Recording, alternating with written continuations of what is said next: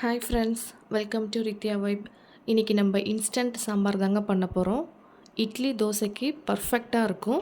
குக்கர்லேயே ரொம்ப ஈஸியாக 10 நிமிஷத்துலேயே டக்குன்னு பண்ணிடலாம். எப்படி பண்ணுறதுன்னு பார்க்கலாம். குக்கரில் ஒரு கப் துவரம்பருப்பு எடுத்துக்கோங்க. நல்லா வாஷ் பண்ணிட்டு எடுத்துக்கோங்க. அது கூடவே ஒரு பெரிய சைஸ் வெங்காயத்தை இந்த மாதிரி ஸ்லைஸ் பண்ணி வச்சுருக்கேன். ஒரு 5-6 பல் பூண்டு, ஒரு மீடியம் சைஸ் தக்காளி சேர்த்துக்கோங்க. 2 வரமிளகா சேர்த்துருக்கேன். அது பதில் நீங்கள் பச்சை மிளகா சேர்க்கறனாலும் சேர்த்துக்கலாம்.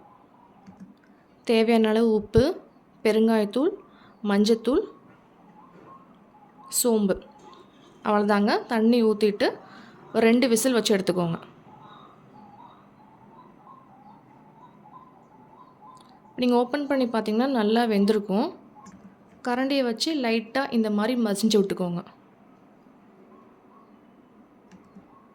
ஃபைனலாக எண்ணெய், கடுகு, கருவேப்பிலை போட்டு தாளித்து ஊற்றிக்கலாம். அவ்வளோதாங்க, நம்மளோட இன்ஸ்டன்ட் சாம்பார் ரெடி ஆகிடுச்சு. உங்களுக்கு இந்த ரெசிபி பிடிச்சிருந்தா மறக்காமல் நம்ம சேனலை ஃபாலோ பண்ணிக்கோங்க, சப்ஸ்கிரைப் பண்ணிக்கோங்க.